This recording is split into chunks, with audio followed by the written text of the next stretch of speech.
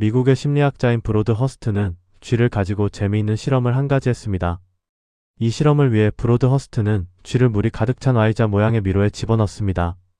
미로의 한쪽 끝에는 쥐들이 숨을 쉬며 탈출할 수 있는 출구가 있었고 그곳에는 밝은 불이 켜져 있었습니다. 쥐들은 여러 번의 반복 훈련을 통해 불이 켜진 쪽으로 헤엄쳐 가야 살 수 있다는 사실을 완벽히 학습했습니다.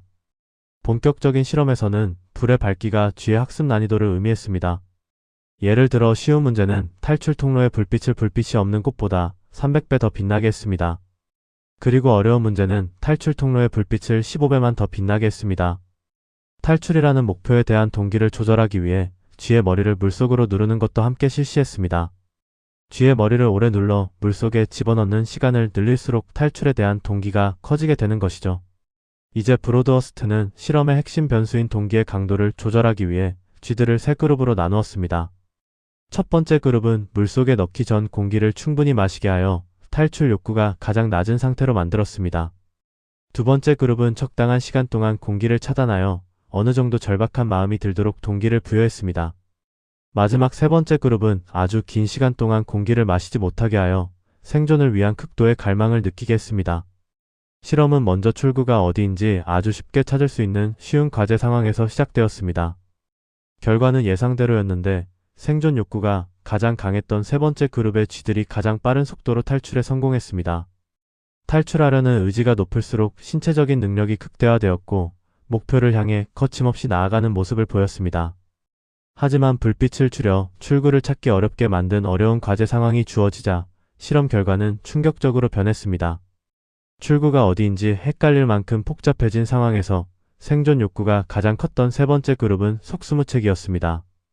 이들은 살아야 한다는 극도의 압박감 때문에 당황했고 평소라면 찾았을 탈출구를 눈앞에 두고도 지나쳤습니다.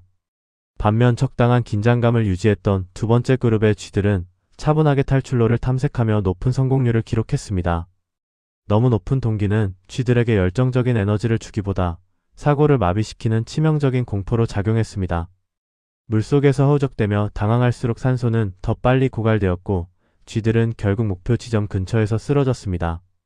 브로드 허스트는 이 실험을 통해 목표에 대한 의욕이 일정 수준을 넘어서면 능률이 급격히 떨어진다는 점을 증명했습니다. 과제가 복잡하고 어려울수록 마음의 여유가 없는 과도한 동기는 오히려 실패의 지름길이 된다는 사실입니다. 쥐들이 겪은 이 비극적인 실험 결과는 오늘날 무리한 목표를 세우고 달려가는 우리의 모습과 매우 닮아 있습니다. 우리 역시 인생의 복잡한 문제들을 마주할 때 쥐들처럼 이번엔 반드시 해내야 해라며 스스로를 몰아붙입니다. 잠을 4시간만 자겠다거나 책 한 권을 통째로 외우겠다는 무리한 다짐은 우리를 물속의 쥐처럼 만듭니다. 의욕이 앞설수록 우리 뇌는 이를 열정이 아닌 비상사태로 인식하고 스트레스 호르몬인 코르티솔을 쏟아냅니다. 신체는 긴장으로 뻣뻣해지며 시야는 좁아지고 평소라면 충분히 해낼 수 있었던 판단력마저 흐릿해집니다. 결국 시험장이나 업무 현장에서 평소보다 못한 실력을 보이며 처참한 실패의 쓴맛을 보게 되는 것입니다. 그런데 더 큰 문제는 우리가 이 실패를 해석하고 다음 단계를 준비하는 과정에서 발생합니다. 우리는 실패의 원인이 과도한 압박이었다는 사실을 깨닫지 못하고 그저 노력이 부족했다고 자책합니다. 내가 더 독하게 마음먹지 않아서 망한 거야 라고 결론 내리며 스스로에게 실망하고 무력감에 빠집니다. 자책에서 벗어나기 위해 우리가 선택하는 해결책은 놀랍게도 이전보다 더 높은 목표를 세우는 것입니다. 지난번에 실패했으니 이번엔 정말 죽기 살기로 하겠다며 자신을 더 깊은 물속으로 밀어 넣는 셈입니다. 심리학에서는 이러한 악순환을 자기 패배적 악순환이라고 부르며 이것이 반복되면 결국 번아웃에 이르게 됩니다. 높은 목표가 불안을 낳고 불안이 집중력을 떨어뜨려 실패를 만들고 다시 실패가 더 높은 목표를 부르는 늪이죠. 당신이 지금 무언가를 시작하기도 전에 지쳐있거나 포기하고 싶다면 그것은 당신이 게을러서가 아닙니다.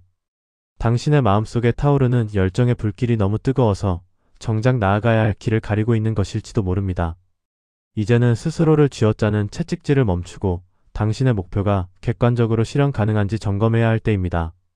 완벽을 추구하는 마음은 잠시 내려놓고 실패에도 타격이 적은 작고 사소한 목표부터 하나씩 채워보세요. 목표의 높이를 조금 낮추는 것은 후퇴가 아니라 가장 효율적으로 목적지에 도달하기 위한 영리한 전략입니다. 마음의 여유라는 틈이 생길 때 우리의 뇌는 비로소 창의적인 해결책을 찾아내고 최고의 능률을 발휘합니다. 마라톤 선수가 초반부터 전력 질주하지 않듯 당신의 인생이라는 긴 여정에서도 적절한 속도 조절이 필수입니다. 오늘 하루는 반드시라는 강박을 내려놓고 당신의 폭폭에 맞는 편안한 걸음으로 꿈을 향해 나아가길 응원합니다. 오늘 내용이 공감되셨다면 구독과 좋아요로 응원해주시고 여러분이 겪었던 경험을 댓글로 남겨주세요. 댓글을 쓰는 것만으로도 여러분의 삶은 점점 나아질 겁니다. 지금까지 가면디의 심리학이었습니다. 다음 영상에서 더 깊은 마음의 이야기로 찾아뵙겠습니다. 감사합니다.